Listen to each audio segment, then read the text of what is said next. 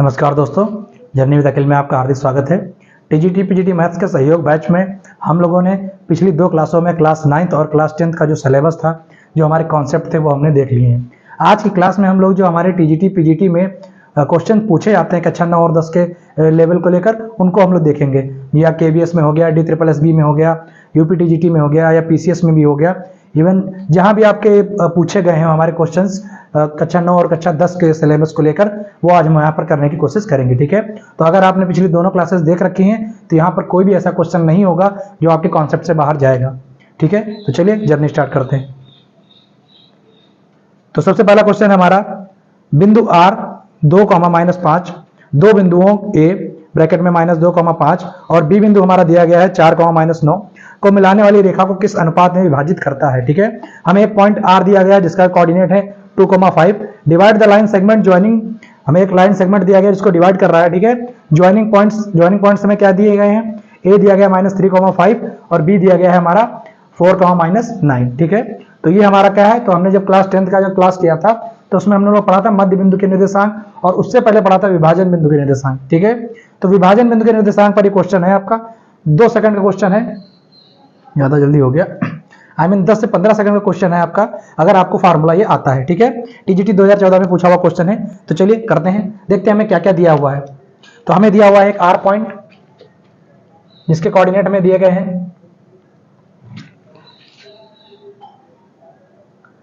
तो सबसे पहले हमें क्या दिया हुआ भाई, हमें दिया गया है एक R पॉइंट जिसके कोऑर्डिनेट में दिए गए हैं 2,-5। साथ में हमें एक पॉइंट A दिया गया है जिसके कोऑर्डिनेट में दिए गए हैं -3,5। एक पॉइंट हमें B दिया गया है जिसके कोऑर्डिनेट में दिए गए हैं 4,-9। ठीक है, और हमसे कहा गया है, हमें कोई लाइन दी गई है, ठीक है भाई, जिसका एक पॉइंट A दे दिया गया है, A के कोऑर्डिनेट हमारे दे दिए गए हैं, B के कोऑर्डिनेट कुछ दे दिए गए हैं। यहाँ पर हमारा कोई एक R पॉइंट है जो इसको M/N में, ठीक है, M/N में विभाजित करता है। तो हमसे कहा है कि आप बताइए भाई ये अनुपात क्या होगा, और हमें यहाँ के भी निर्देशांक दे दिया, मतलब x और y के भी मान दे दिया है, कितना, 2,-5। तो कुछ नहीं करना है, सबसे पहले फार्मूले पे जाना है। फार्मूला हमने क्या पढ़ा था, अगर हमें x के कोऑर्डिनेट निकालने हैं तो फार्मूला हमारा होता था, x के कोऑर्डिनेट का फार्मूला होता था m2 के साथ में x1 और m1 के साथ में x2, और अपॉन में क्या होता था m1 + m2। यही काम हम y के साथ करते थे, m2 के साथ में y1 और m1 के साथ में y2, और अपॉन में क्या चलता था, m1 + m2। रख देते हैं यहाँ पर।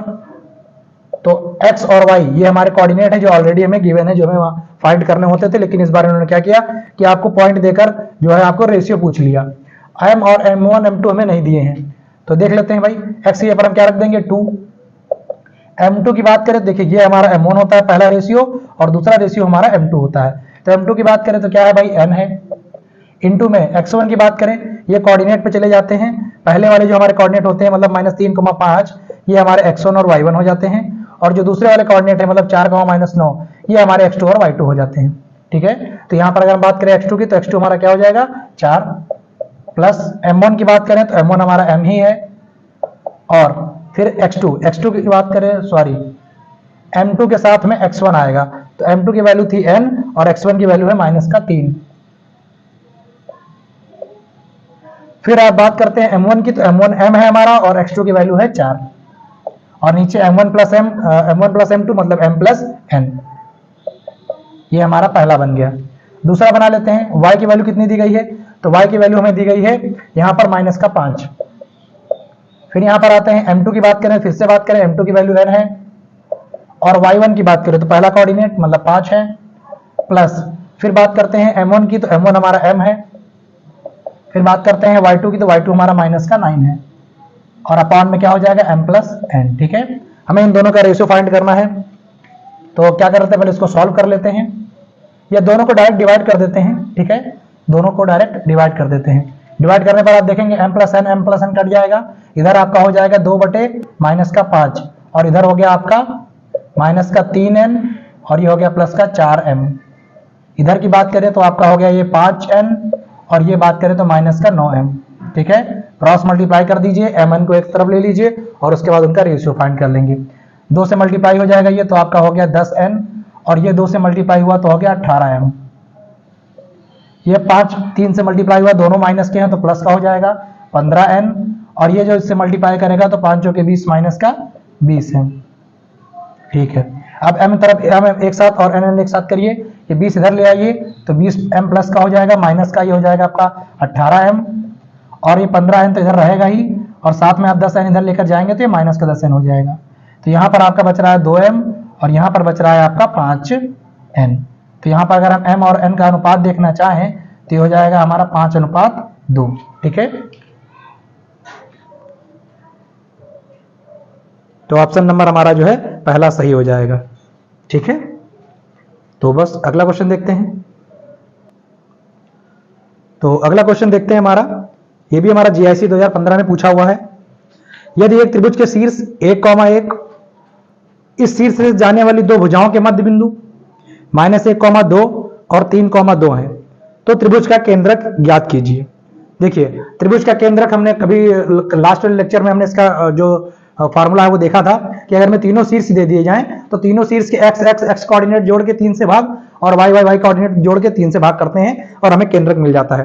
लेकिन इस क्वेश्चन में थोड़ा सा क्वेश्चन को देखिए डाइवर्ट किया है। क्वेश्चन में क्या कहा है कि हमें एक शीर्ष तो दिया है 1,1, लेकिन बाकी जो दो शीर्ष हैं वो शीर्ष नहीं दिए, वो उन दोनों भुजाओं के मध्य बिंदु के जो हमें पॉइंट है वो दिए गए हैं। ठीक है, क्वेश्चन में देखिए, क्वेश्चन में क्या कहा है, हमसे कहा है कि भाई एक त्रिभुज है। ठीक है, त्रिभुज का एक शीर्ष हमें दे दिया है, क्या दे दिया है 1,1, और साथ में कहा है कि इस शीर्ष से जाने वाली दो भुजाओं के मध्य बिंदु -1,2 और 3,2 है। ठीक है, मतलब इससे जाने वाली दो भुजाएं जो हमारी बनेंगी इनके मध्य बिंदु, यहां पर एक मध्य बिंदु, यहां पर एक मध्य बिंदु, इसका निर्देशांक है -1,2 और इसका जो निर्देशांक हो जाएगा वो कितना दिया है 3,2। ठीक है, अब हमसे कह रहा है कि भाई इसका केंद्र ज्ञात कीजिए। तो सबसे पहले हम क्या करेंगे, हमें इसका पॉइंट नाम ए दे देते हैं, इसको बी दे देते हैं और इसको सी दे देते हैं। अगर हमें मध्य बिंदु के निर्देशांक का फार्मूला लगाकर पहले हमें इसके निर्देशांक निकालना पड़ेगा, फिर हमें इसका निर्देशांक निकालना पड़ेगा। अगर हमें दो के निर्देशांक मिल गए और तीसरा तो दिए हुआ है, फिर हम केंद्र के फार्मूला लगा सकते हैं। तो अगर हम बात करें तो हमने जो मध्य बिंदु का फार्मूला पढ़ा था वो क्या पढ़ा था, हमने कहा था अगर आपको x निकालना है तो आप x1 + x2 और y2 कर दीजिएगा, और अगर आपको y कोऑर्डिनेट वाला निकालना है, y का निर्देशांक निकालना है तो y1 + y2 कर दीजिएगा। अगर हम यहां पर देखें और हमें यहां के कोऑर्डिनेट नहीं पता है तो हम यहां कोऑर्डिनेट को क्या मान लेते हैं x1 और y1, यहां के हमें पता है x2 और y2, और ये बीच वाले हमारे क्या होते हैं, ये हमारा होता है x, y मध्य बिंदु है। ठीक है, तो अगर इस फार्मूले में रखें तो हम x1 और y1 को फाइंड कर सकते हैं। कैसे, देखिए यहां पर हमें x की वैल्यू कितनी दी हुई है, पहला कोऑर्डिनेट x मतलब -1 दिया हुआ है, बराबर x1 + x2, x1 की वैल्यू हमने x मान रखी है और x2 हमें दे रखा है 1 और y में आएगा 2। ठीक है, यहां से अगर आप सॉल्व करोगे तो यहां से अगर आप सॉल्व करोगे तो ये इधर मल्टीप्लाई करके -2 हो गया, ये x1 हो गया और ये +1 हो गया। तो आप यहां से x1 की अगर वैल्यू निकालोगे तो ये उधर जाकर माइनस हो जाएगा, मतलब -3 आ जाएगा। देखिए हमें x1 कोऑर्डिनेट मिल गया। ठीक है, इसी प्रकार हम y भी निकाल सकते हैं। यहाँ y की बात करें तो y की जगह पर हम 2 रख देंगे। y1 की बात करते हैं तो हमने y1 माना है क्योंकि हमें फाइंड करना है, y2 फिर से हमें 1 पता है और y में 2 कर देंगे, फिर ये क्रॉस मल्टीप्लाई हो जाएगा तो यहाँ से 2 दूनी 4 हो गया और आपका y1 + 1 हो गया। तो यहाँ से y1 की वैल्यू कितनी आ गई, ये उधर जाकर माइनस हो गया तो हमारी आ गई वैल्यू 3। तो इस प्रकार हमें x1 और y1 मिल गया। तो x1 का मान कितना मिल गया हमें -3 और y1 का मान क्या मिल गया 3। देखिए हमें एक निर्देशांक मिल गया। बिल्कुल सेम काम आप क्या करोगे, दूसरा वाला निर्देशांक निकालोगे। ठीक है, दूसरा भी निकाल लेते हैं। चलिए सेम काम इधर के लिए भी करेंगे। इधर के कोऑर्डिनेट को हम मान लेंगे x1 और इसको मान लेंगे y1। ठीक है, और ये x2 हमारे x2 y2 है ही हमारे, और ये हमारा क्या हो जाएगा x, y। फिर से मध्य बिंदु का फार्मूला, तो x के लिए क्या होता था अभी देखा, x1 + x2/2 रख दीजिए। x का मान ऑलरेडी पता है कितना है 3 है, x1 का मान पहला कोऑर्डिनेट जो हमें फाइंड करना है, x2 का मान यहां से 1 हो गया और y में 2 हो गया, क्रॉस मल्टीप्लाई कर देंगे ये 6 हो जाएगा, और यहां से अगर हम बात करें x1 की तो ये 6 - 1 मतलब 5 हो जाएगा। यही काम हम y के साथ कर लेंगे, y1 + y2/2 मध्य बिंदु बोला है तो मध्य बिंदु के सूत्र यूज कर रहे हैं हम लोग। ठीक है, y की बात करें तो y का मान यहाँ पर कितना दिया है 2 दे रखा है, और y1 हमारा y1 हमने मान ही रखा है। y2 की बात करें फिर से 1 है और y में क्या हो जाएगा 2, ये से मल्टीप्लाई के 4 हो गया और 1 से माइनस हो जाएगा, तो यहाँ से y1 का मान कितना आ जाएगा 3। तो यहाँ के निर्देशांक हमारे क्या मिल गए 5, 3। अब देखिए हमें तीनों जो शीर्ष हैं उसके निर्देशांक मिल गए हैं। अब हमें जो हमने केंद्रक का फार्मूला पढ़ रखा था वो फार्मूला लगा देंगे। तो केंद्रक का फार्मूला क्या होता था x, y बराबर एक्स वाले जितने भी कोऑर्डिनेट है उनको जोड़ देना, मतलब x1 plus x2 plus x3 और y में 3। सेम काम y कोऑर्डिनेट के लिए करते थे, क्या होता था y1 plus y2 plus y3 और y3। ठीक है, रख दीजिए यहां पर। x1 का मान कितना है भाई 1 है, x2 अभी हमने निकाला माइनस का 3 है तो ये माइनस हो जाएगा यहां पर, और x3 का मान कितना है तो x3 का मान हमारा 5 है और बटे में आ जाएगा 3। यहां पर बात करें तो y1 का मान कितना है तो y1 का मान 1 है, y2 का मान 3 निकाला गया है और y3 का मान हम लोगों ने निकाला है 3, और ये डिवाइड में क्या आ जाएगा 3 आ जाएगा आपका भाई। ठीक है, अब दोनों को जोड़ दीजिए, ये आपका हो गया 5 1 6 और माइनस 3 किया, 3 बचा, 3 में 3 भाग किया तो ये आपका जो है वो आ गया 1। यहां पर बात करें 3 3 6 और 1 7, 7 बटे 3, तो ये हमारा क्या आ गया केंद्रक के निर्देशांक। तो यहाँ पर दो सूत्रों का हम लोगों ने यूज किया, पहला मध्य बिंदु के निर्देशांक का, क्योंकि क्वेश्चन में बोल रखा था कि भाई शीर्ष से जो भुजाओं के मध्य बिंदु के निर्देशांक दिए थे, और दूसरा हमने केंद्रक क्योंकि फाइंड करना था तो केंद्र के सूत्र का यूज किया। ठीक है, जीएससी 2015 का क्वेश्चन है आपका। चलिए अगला देखते हैं। अगला क्वेश्चन है हमारा, the locus of a point x, y equal distance from the point -1, 1 and 3, -2 etch. ठीक है, हमें दो बिंदु दिए गए हैं, एक -1, 1 और एक का निर्देशांक दिया गया है 3, -2, और इससे बिल्कुल इक्वल दूरी पर हमारा एक पॉइंट है कोई x, y, और उसका हमें बिंदुपथ यानी लोकस निकालना है। तो यहां पर हमारा कौन सा काम करेगा, डिस्टेंस फार्मूला काम करेगा, क्योंकि दोनों तरफ से दूरी बराबर है। एक एक पॉइंट तो हमें दे रखा है, क्या क्या दे रखा है, पहला पॉइंट हमें क्या दे रखा है भाई -1, 1, दूसरा पॉइंट हमें क्या दे रखा है 3, -2, और हमसे कहा है यहां पर कोई एक पॉइंट है x, y, इसको हम a नाम दे देते हैं, इसको हम b नाम दे देते हैं, और इस पॉइंट को हम c मान लेते हैं, और हमसे कहा गया कि ये पॉइंट a से और b से बराबर दूरी पर है। तो आप हमें बताइए जो इसका जो x, y होगा, इसका जो लोकस होगा वो क्या होगा। ठीक है, तो हम क्या करेंगे, डिस्टेंस फार्मूला हमने पढ़ रखा है, इस वाले को हमने मान लिया x1 और y1, और इसको क्या मान लेंगे x2 और y2। इन दोनों के लिए हम पहले क्या निकाल लेंगे ac। तो ac का फार्मूला क्या होगा, फार्मूला हम लोगों ने देखा था √x2 माइनस x1 का whole square plus y2 minus y1 का होल स्क्वायर, या आप x1 माइनस x2 और y1 माइनस y2 भी कर सकते हैं। रख देते हैं यहां पर, x2 का मान x ही है, x1 का मान यहां से रखेंगे -1 है, और हमारे फार्मूले का माइनस तो ये प्लस हो गया, होल स्क्वायर हो गया, प्लस y2 का मान तो y ही है, y1 का मान यहां पर 1 है तो ये 1 हो गया और होल स्क्वायर हो गया, ये हमारा AC आ गया। सिमिलरली हम क्या निकाल लेंगे भाई BC, तो BC में भी यही फार्मूला रहेगा, फार्मूला नहीं लिख रहे हैं, डायरेक्ट वैल्यू रख रहे हैं x2 माइनस x1, तो x2 का मतलब x है और x1 का मतलब है 3, तो ये इसका होल स्क्वायर हो गया। y2 माइनस y1, तो y2 का मान y ही है, और y1 का मान माइनस का 2 है, माइनस फार्मूले का होता है तो ये प्लस हो गया। ठीक है, AC और हमारी BC जो है दोनों क्या है बराबर है। क्वेश्चन में दिया है कि AC बराबर किसके है BC के।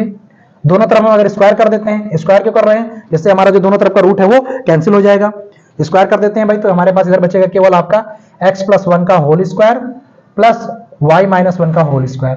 राइट साइड में क्या बचेगा आपका x माइनस 3 का whole square plus y minus 2 plus 2 का होल स्क्वायर। ठीक है, अब a प्लस बी का होल स्क्वायर का फॉर्मूला आप ओपन कर दीजिए, और जो चार ऑप्शन दिए उसमें से आंसर आ जाएगा। देख लेते हैं, यहाँ पर क्या आ जाएगा आपका a स्क्वायर मतलब x square plus 1 plus 2x, यहाँ करेंगे तो y स्क्वायर प्लस 1 माइनस का 2y।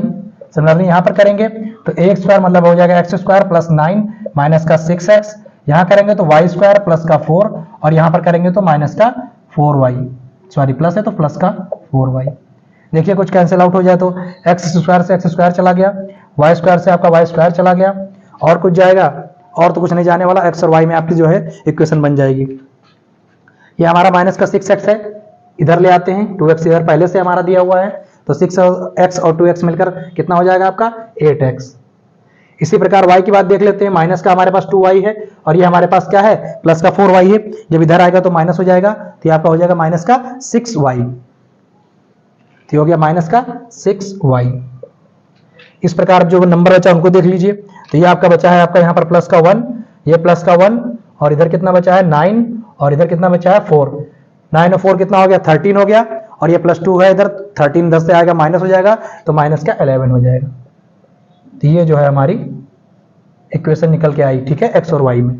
ऑप्शन नंबर आपका कौन सा है इसमें 8x minus 6y minus 11, option number आपका C है। ठीक है, चलिए आगे देखते हैं। तो अगला क्वेश्चन है हमारा केवीएस पीजीटी 2018 में पूछा हुआ क्वेश्चन है आपका। यदि बिंदुओं ए और बी के निर्देशांक हमें दे दिए गए हैं -3, 4 और 2,1, तो बिंदु सी जो बढ़ी हुई रेखा ए बी पर इस प्रकार स्थित है कि ए सी बराबर 2BC है। ठीक है, बढ़ा हुआ मतलब हमने जब विभाजन फार्मूला पढ़ा कल लास्ट लेक्चर में हम लोगों ने पढ़ा था, तो उसमें हमने दो प्रकार के विभाजन पढ़े थे, एक अंतर विभाजन और एक बाह्य विभाजन। तो ये जो हमारा क्वेश्चन है वो बाह्य विभाजन का है, क्योंकि इसमें क्या कह रहा है भाई कि जो सी रेखा है वो बढ़ी हुई मतलब ए बी के बाहर वो जो हमारा पॉइंट सी है वो है, उसके निर्देशांक है। तो देख लेते हैं, मान लीजिए हमारे पास ये कोई ए बिंदु है और ये हमारे पास कोई एक बिंदु है। ठीक है, बी बिंदु है। ए के निर्देशांक हमें क्वेश्चन में क्या दे रखे हैं भाई -3, 4। बी के निर्देशांक हमें क्या दे रखे हैं 2,1 और साथ में कहा है बिंदु सी जो बढ़ी हुई रेखा ए बी पर इस प्रकार स्थित है, मतलब सी यहाँ कहीं पर है। ठीक है, इस रेखा पर, बढ़ी हुई रेखा पर, और उसका निर्देशांक हमें नहीं दे रखे हैं, वही हमें साथ निकालने हैं। ठीक है, तो इसके निर्देशांक हम लोग क्या मान लेते हैं x, y। और हमसे कहा गया है कि जो रेशियो दिया गया, किसका इसका रेशियो दिया गया है AC बराबर 2BC। ठीक है, मतलब अगर आप इसको नीचे ले आओ तो आप कहोगे AC/BC, ये हमें दिया गया है 2:1, मतलब AC जो पूरा है वो हमारा 2 है और जो BC है वो हमारा क्या है 1 है। ठीक है, तो क्वेश्चन में हमें क्या रह गया भाई देने को, हमें रेशियो भी दे दिया गया है, हमें पॉइंट भी दे दिए गए हैं, सिर्फ हमें फार्मूला लगाना है। तो फार्मूला वही था जो हमारा अंतर विभाजन का था, बस प्लस कीजिए पर क्या हो जाता है माइनस हो जाता है। ठीक है, तो जब x निकालने जाएंगे तो x का फार्मूला क्या हो गया है भाई, m1 के साथ में x2 आएगा माइनस m2 के साथ में x1 आता है और नीचे m1 माइनस m2 हो जाता है। ठीक है, इसी प्रकार अगर हम, चलिए पहले इसी को निकाल लेते हैं, ये साथ में y का भी लिख लेते हैं। y के साथ में क्या बनता है m1 के साथ में y2 आ जाएगा और m2 के साथ में y1 आ जाएगा और अपॉन में क्या आ जाएगा m1 माइनस m2। ठीक है, रख देते हैं यहाँ पर।